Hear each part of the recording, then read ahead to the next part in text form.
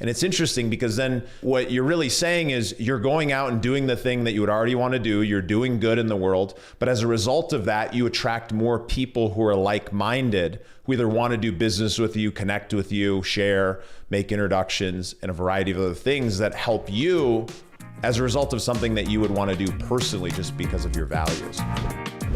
Welcome back to the Investor Mindset Podcast. My name's Steven Pesavento, and today I have Derrick Kinney in the studio. How you doing today, Derrick? Hey, great, Steven. Thanks for having me. Yeah, I'm super excited to talk with you because your book, Good Money, is really an incredible story that I think really outlines something that a lot of people don't fully get, that money's not bad. A lot of people attach bad connotations to money or bad people with money. Let's start out talking a little bit about that, because I think once people understand this and they can change the way they think about money, I really believe it'll change their life. Yeah, so let me take you into my office. This was a couple years ago, and I saw a voicemail light blinking in my office. I was there to catch up on a few things, and a voice inside just said, "Derrick, you need to listen to this message." So I pressed it, and there was a frantic woman's voice on the other end of that line. And she said, "Derrick, you've got to call me back. I know it's Saturday. Frantically, they're about to send me to jail. You've got to call me." Well, I've never had a message like that before, and I knew it couldn't wait until Monday. I called her right back, and I said, "Tell me what's going on." She said, "Derrick, I got a letter in the mail, and it said they're going to send me to jail." And I said, well, tell me more about the letter. This was a long-time client. Well, it looks like it's called insufficient funds. I did move money from my savings to checking. I wrote a check and it bounced. Now they're going to haul me off to jail. And I said, okay, first of all, they're not going to take you to jail. Let me just alleviate your fears on that now. There's not going to be a fitting for an orange jumpsuit anytime soon. But I said, I'll call you Monday and I'll help you move the money with the bank and get that squared away. But why don't we meet next week, I said, and let's unpack what you're talking about here. So she comes in the office and she tells me a story. She said, "Derrick, when I was a kid," she was 7 years old, she overheard a conversation that her dad was having with a store manager. He had just gone to the store to buy some school supplies for she and her sister, and he had accidentally bounced a check. And the store manager said, "Because you did that, I'm going to send the cops to your house and haul you off to jail." So she heard this, and now she's like 57 years old, and she's thinking, my gosh, if I bounce a check just like my dad, they're going to try to haul me off to jail. And what happened is, it was sort of peeling back the onion in this conversation. This was a woman who never took my advice. She was always complaining about never getting the promotion, not getting paid what she wanted. And what we realized was she was holding bad money beliefs. Money was bad. If I mess up with it, I'm bad. I've made past mistakes, therefore I'm never going to be good with money. And what we realized was those needed to be identified and then rectified. And once we had a game plan to change her mindset within an alarmingly short amount of time, like 3 months, she got a big raise, got a big promotion. And most importantly, she began to take my investment advice, for goodness sakes, which started to make her some money. But it taught me that whether you're 7 or you're 57, bad money beliefs land in your head.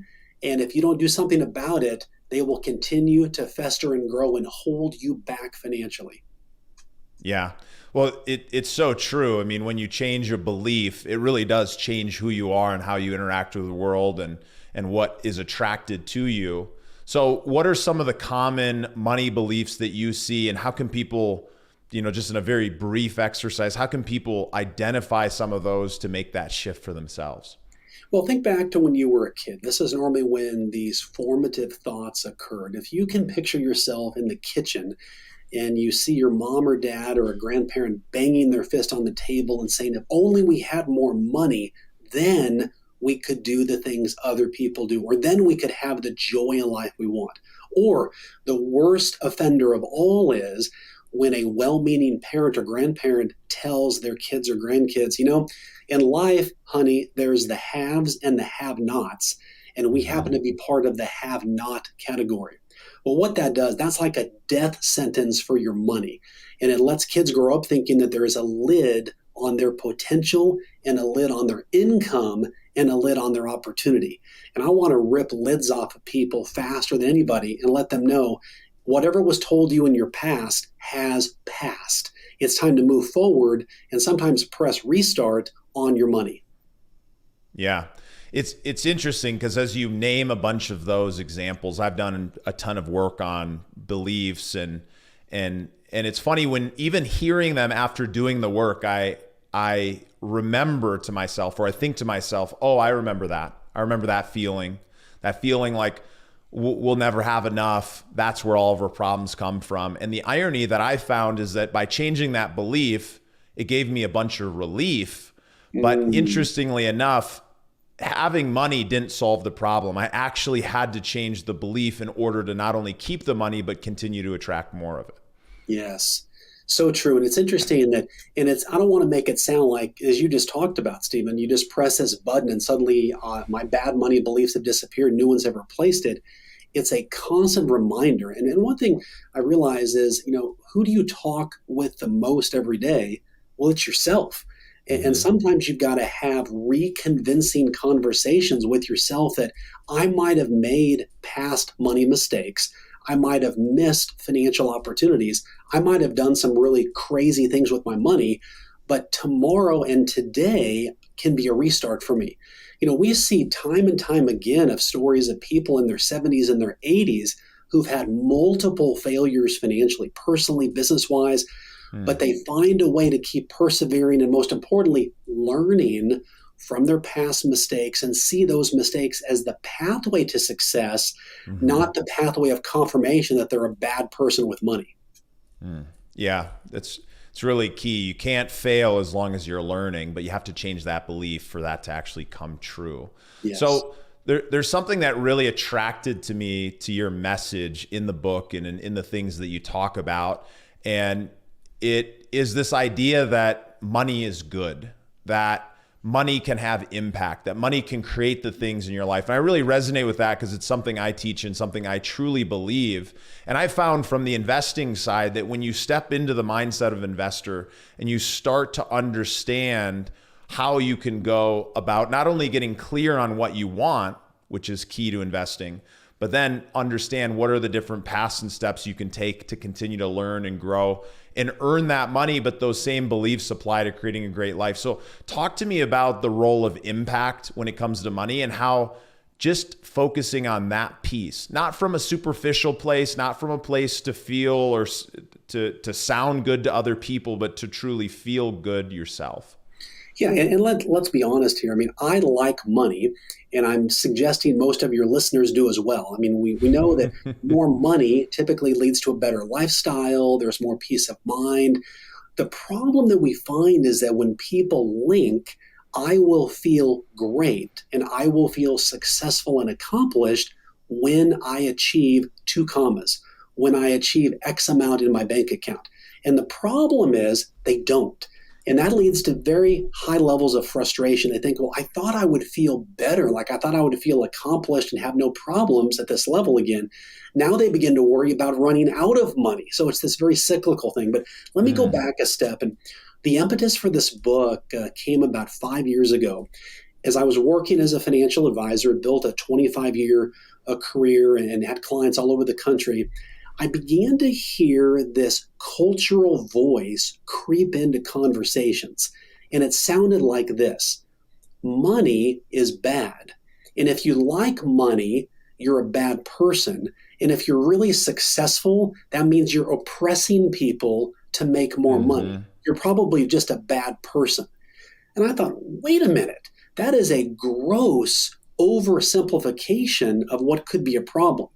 And I would ask you, if you think back during COVID times, yes, Amazon stock soared. Yes, Peloton stock soared.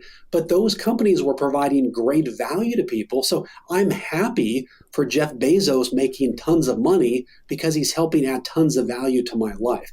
And so what I began to realize was many people, and it became popular in the media, to throw stones at the wealthy. Well, you need to be sharing that money. All the money that you've had and hoarded in the top 1%, you need to distribute it out. And I said, why? Why would they want to distribute that out? And why should they?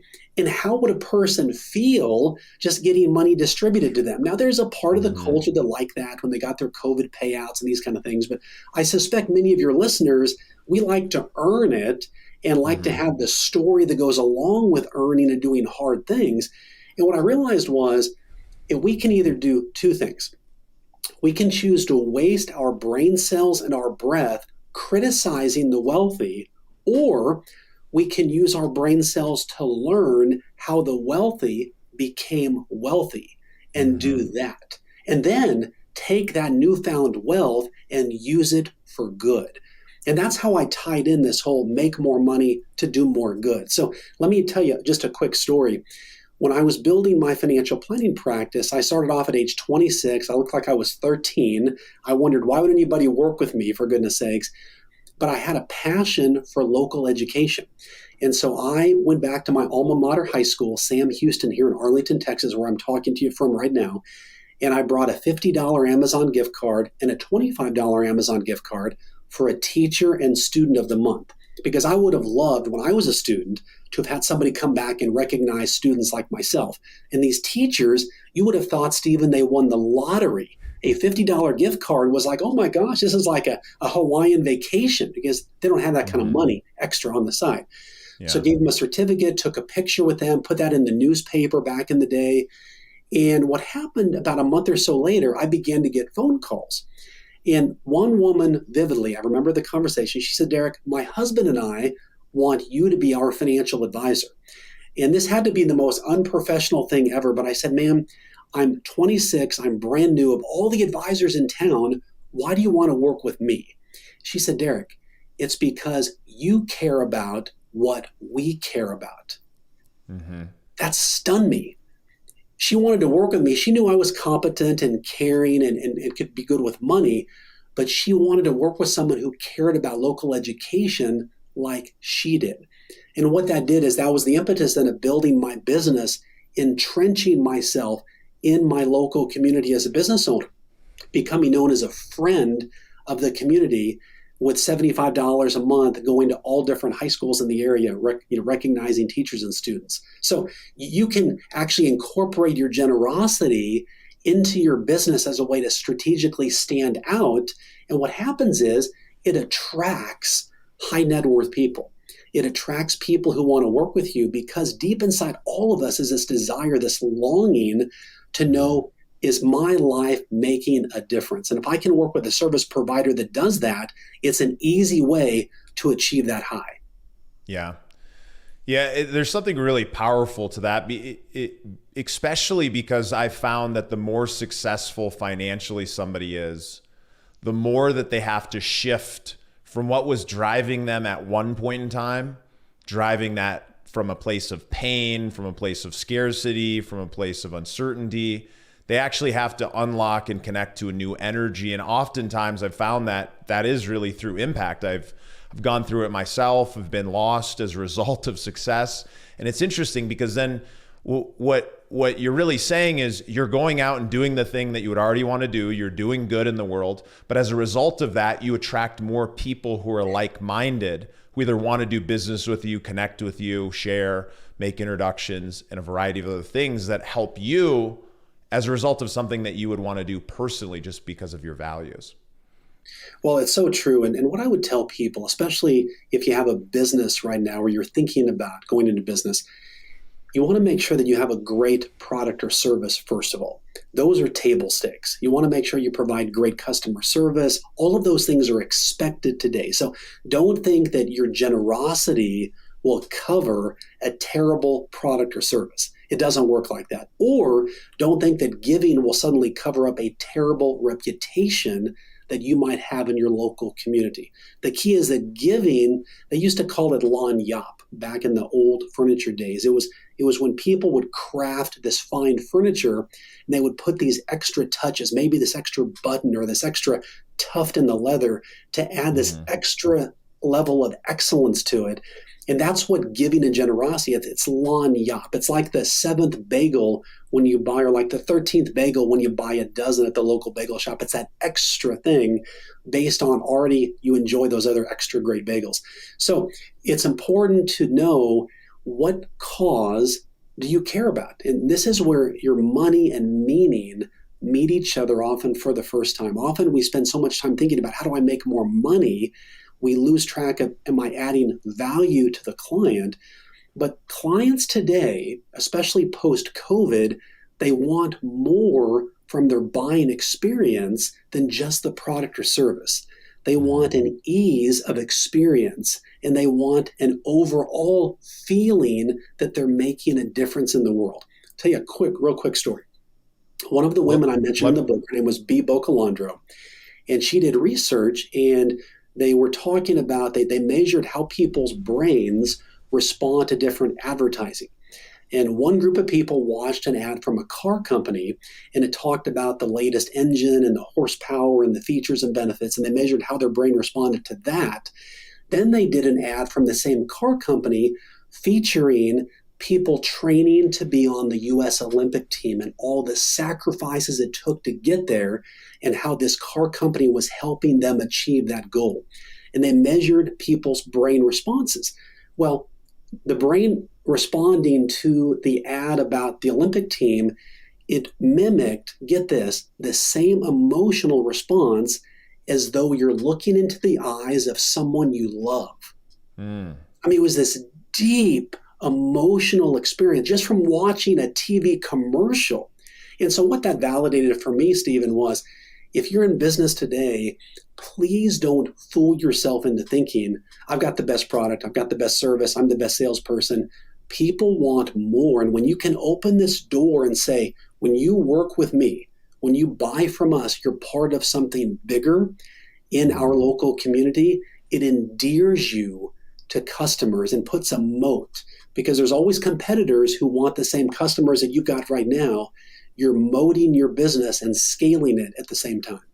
Yeah, it's a really powerful philosophy to think from that perspective. How can I do something different than other people are doing to attract people and connect with them emotionally that actually brings them closer to what they actually want while also delivering the value that I need to run a business. So let's shift gears a little bit. So let's talk a little bit more personal about you and your situation. You built this business. You started when you were 24, 25.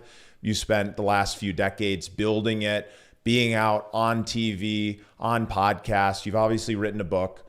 Talk to me about what that process was like, getting to the point of making the decision to sell and exit your business. What led you there?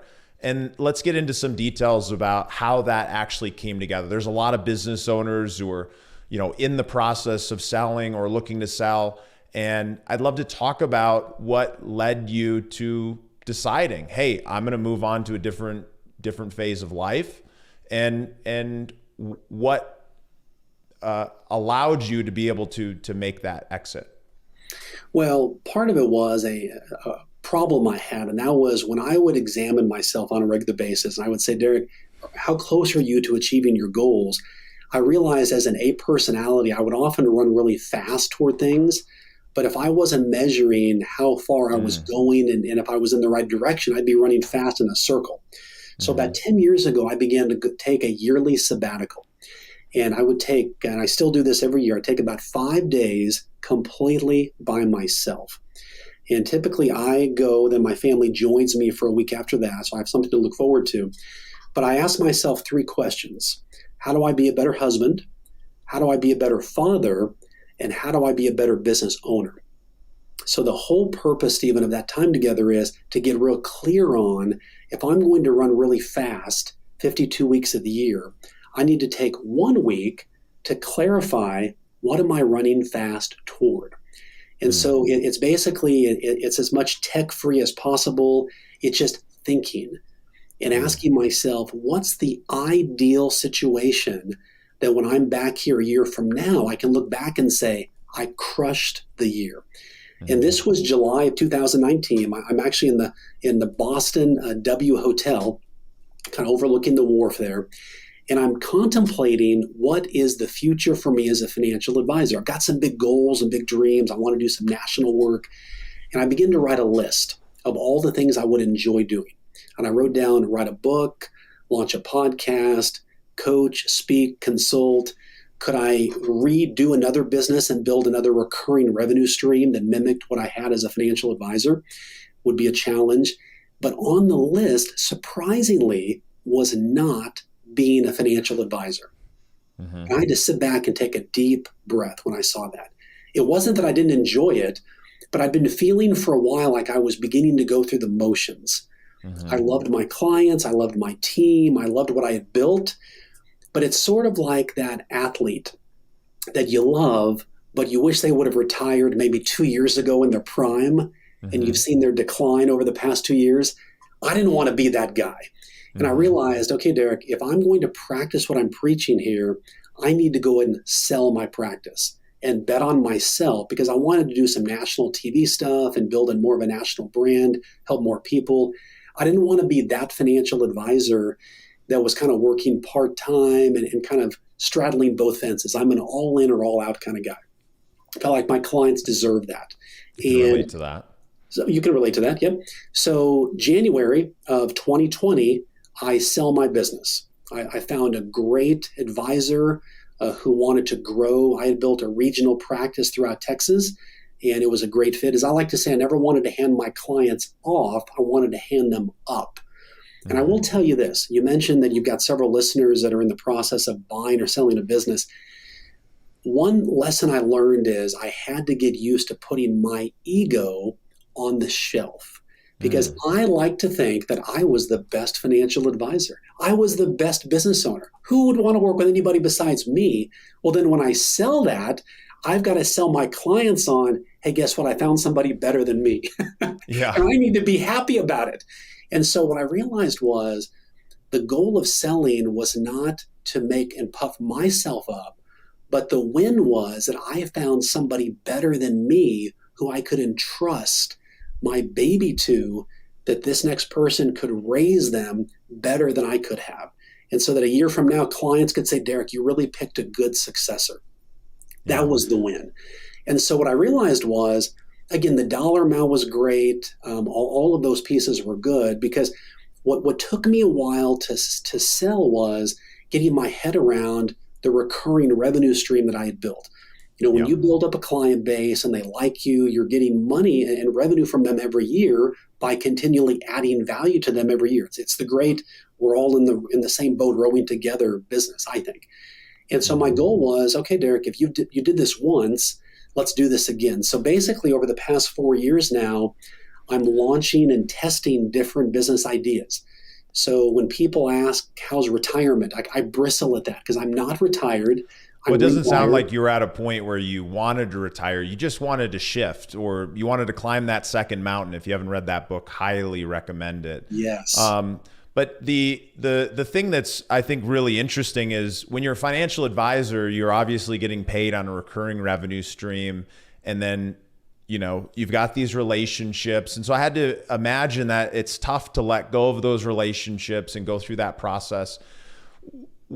Depending on how comfortable you are, obviously you don't have to talk specific numbers unless you're up for it. But talk to us about what type of, how is a financial advisory valued? What kind of multiple? What type of structure were you able to put in place? Did you receive all the money up front, or did you have to take a payout over time? How did that work for you? And how did you think through deciding that was the right fit?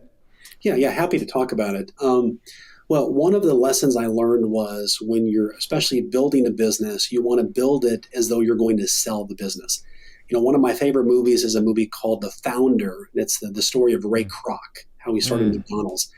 And there's a scene in the movie where they go to this tennis court and they've sketched out in chalk every movement it takes to make a hamburger. And it's like this symphonic exercise, and they test it and they want to make sure that there's no wasted time or space. And one of the lessons I learned to prepare to sell several years ago was I needed to systematize and document all of my processes. So whether I sold or not, I could either sell it, which would enhance the value because I'm simply stepping out, the new owner is stepping in, and the processes and systems continue along with the great team I'd assembled.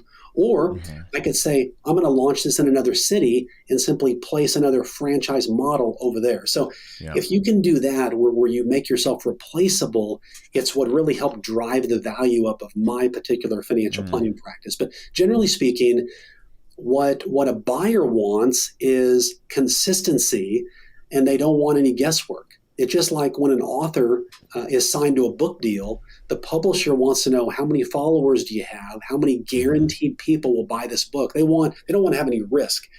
And so the recurring revenue that I built up was about $2.5 million. So based on that number, there's a multiple that gets applied, typically 2.5 to 3 times, 3.5 times, based on the predictability of that revenue. Now, 1 times revenue is typically discounted because it's less predictable. But what a savvy buyer is looking at in a business like mine or any other service business, how sticky are those relationships? Because essentially there's no contractual agreement that the client has to stick with the new buyer. The buyer has the onus of quickly building trust with those new clients. But also they want to look at the age of those clients. In the financial services business, one of the enemies and one of the red flags is this too much of an aging financial planning business? What's going to happen if everybody's in their 80s? Well, we like to think we could retain the assets, but what if they get passed on to son or daughter who I don't have any relationship with at all? So all of those are variables that you have to evaluate. When I actually bought 4 businesses prior to selling my own. And what I realized was it really helped kind of uniquely prepare me for that, because I wanted to build a marketing plan to sell my business. I love marketing, promotion, letting people know what I'm doing. And I always feel like if you're a financial advisor who's struggling right now and people don't know who you are, that's your problem. You have the skill set to identify what problems people have. You just have to better market that and communicate that. But letting people know that in this system that I built, Derrick steps out, the new owner steps in, and things continue on. And to prove that out, we ended up having a 99% client retention on the sale. Now, part of that was I stay local. I'm pretty visible nationally. So they kind of feel like Derrick is still around while things are happening. But the new owner did a great job, especially during COVID. The timing couldn't have been better and I would just tell somebody who wants to buy a business now, whatever you do, change the least amount possible. I'll tell you one quick story. There's a dry cleaner locally here. About 4 years ago, his name was Mr. Johnson. My kids loved to go to the dry cleaners because they loved to see Mr. Johnson. He had a candy dish. He would say hi to them, shake their hands, give them high fives. Well, Mr. Johnson decided to retire and move, and he sold that dry cleaning business, highly successful. And within 2 weeks, there were major changes made. Suddenly the artwork was off the walls, and instead were posters about how to get your pants dry cleaned for $3.99.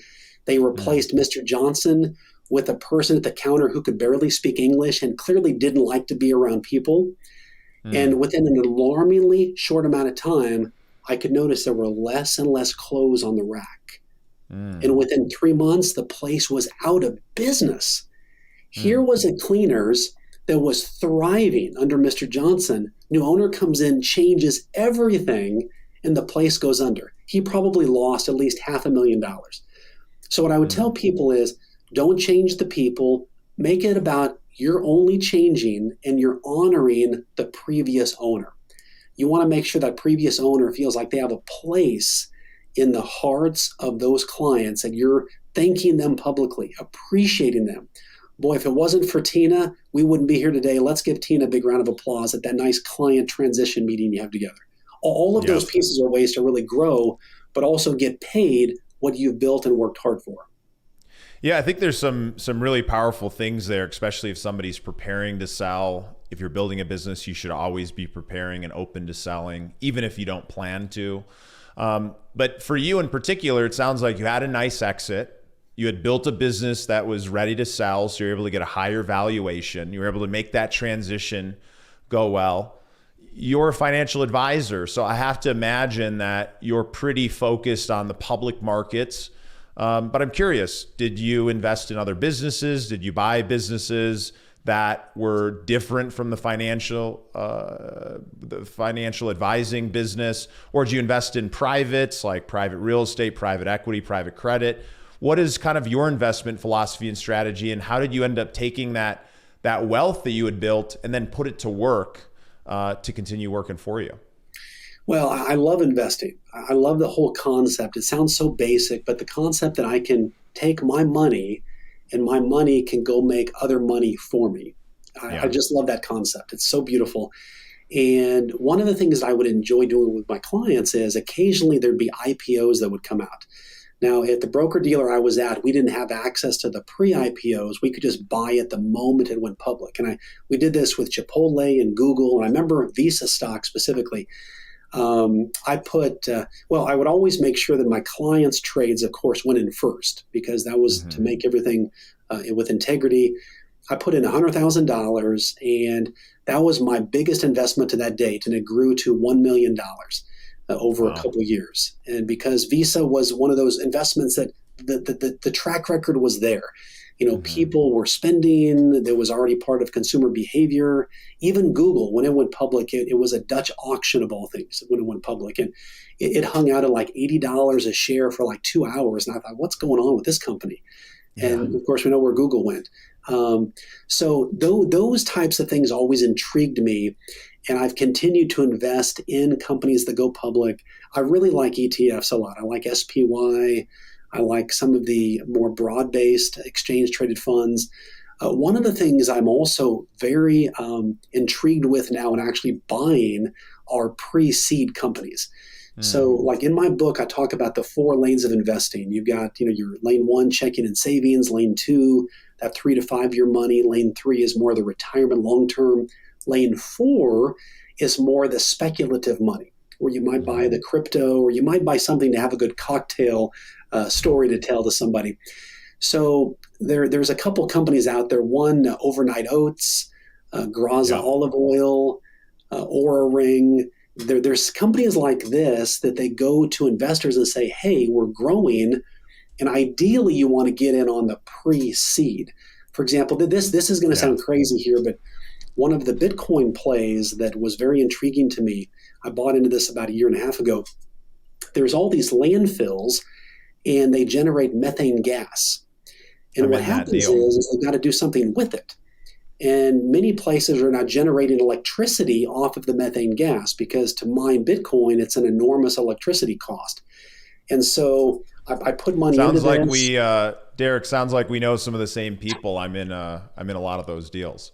Okay. Yeah. So it's just intriguing because Bitcoin itself is fraught with ups and downs, but this was kind of a unique way to both help the environment and play a part in investment trends. So I would just encourage investors listening right now that, you're going to be told, hey, S&P 500, stocks are great, all those things are good, but you want to have some in that speculative side just to feel like you're part of the action.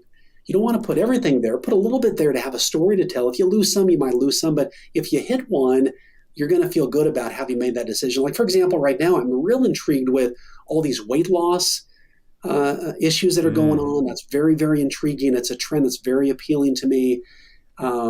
Physical fitness is very appealing. All of those categories are very intriguing to me. So I like to be on the front end. But again, you always get the most arrows in your back when you're the first one on the trail. So, investing in a company like SpaceX or Momentous or this power company that we're talking about, these are obviously speculative, super cool story behind them. That's the reason I invested. I thought, oh, this is cool. It's a little bit of play money. I almost think of it more as gambling than investing, but it absolutely does have a strong investment opportunity. What type of percentage do you personally think about when you're going to go into things from a portfolio allocation standpoint, into things like that are more speculative, where it's the possibility that it's going to go to zero and plan A might not end up becoming a company or getting approved by the FDA. But if it does, it could go 10x, 20x, 100x. How do you think about allocation for something like that? Well, I always ask myself, can I afford to lose this? And how bad would I feel if I lost it? And how many bottles of wine would it cost me to feel better about losing it? So all of those factor into the cost structure. What I look at is do I need the money for income? Do I need the money right now? Because those are high, as you know, they're highly illiquid. Basically, once you put them in, you're saying goodbye to them in some form or fashion. Either they're going to completely go away, or they're going to pay, and you don't know when they're going to pay. But what I've done, and I think a lot of investors can take a cue from this, is it's always good to have what I call a play account. In other words, have a little bit of money that you're willing. It might be $100, $1,000, some people $10,000, whatever it is for you, to be able to put some money in there to be part of it. And also what I find as a not investment advice, but allocation wise, are you thinking like 1%? Are you thinking 5%? Because one of the biggest mistakes that I see people make, and obviously everybody's got their own allocation, but I'm a professional real estate investor. So we buy big apartment buildings, and because I do it for a living, I feel very comfortable in that asset class. I'm not going to get a 10x return, but I'm going to get a 2x. And the likelihood of me having a total loss is low. It's possible, but it's lower on average over the long term.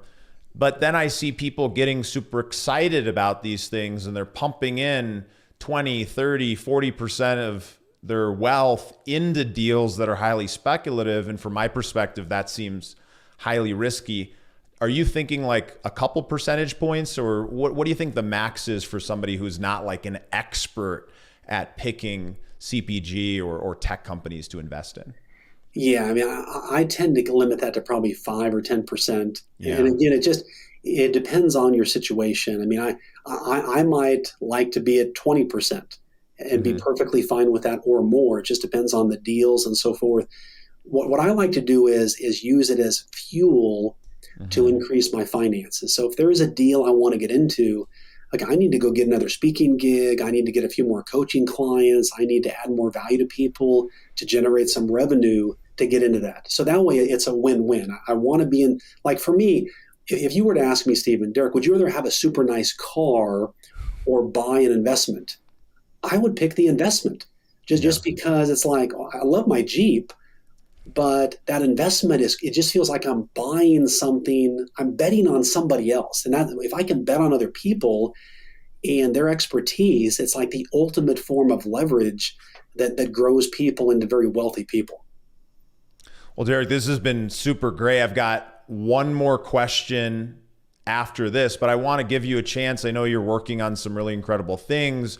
You're focused on helping teens learn about money and make some change in their life to grow. So why don't you share a little bit about that, and more importantly, where people can follow you or check out your podcast, and then we'll get to that last question before we wrap up.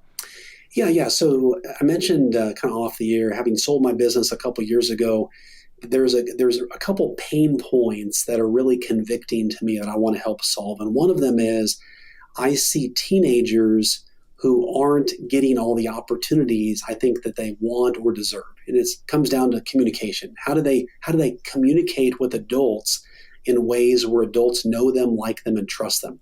So we launched a new program called SimpleTeenSuccess.com. Online, we made it free.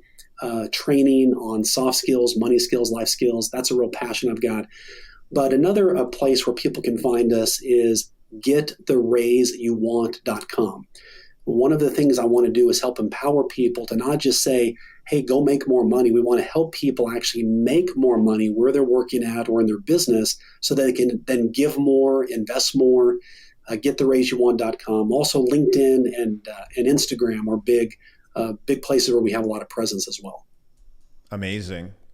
Well, I definitely recommend you guys go buy the book, Good Money. Really powerful concepts in there. And I think it can answer this question that I'm about to share. But Derrick, for those people who are listening and they're thinking to themselves, man, a lot of this stuff really resonates with me. I want to make some changes. I want to think like an investor. I want to have a better relationship to money, but I just aren't taking the action steps. What do you recommend to those people so they can move in the direction of making that change they desire? Ask yourself one question. What is at stake if I don't do it? What's at stake if I don't do it? If I don't make more money or save more money or invest more money now, will it cost the fact that my kid can't walk across the college graduation stage? Or will I not feel the sand scrunch between my toes as I'm chasing my grandkids on the beach? Or will I not enjoy the flexibility and freedom that I want? What's at stake? We can set a goal. I'm a big goal setter, but sometimes we've got to go negative, as crazy as that sounds, and say, dude, how will my life be terrible? And other people who I care about, their lives really suck if I don't take action today. So I would just call on, ask yourself, what's at stake? We only get one life. Let's take action today. Amazing. Lean into that pain and use it to move you in the direction you want to go. Derrick Kinney, amazing having you on. Super great. I feel like we could go for another couple hours, so maybe we'll have you back on in the future. But thanks so much for joining us, and we'll see you all in the next episode. Thanks, Steven. Thanks for listening to the Investor Mindset Podcast. Make sure to hit that subscribe button. And if you'd like to watch another, here's one up top. And here's another great video right down below.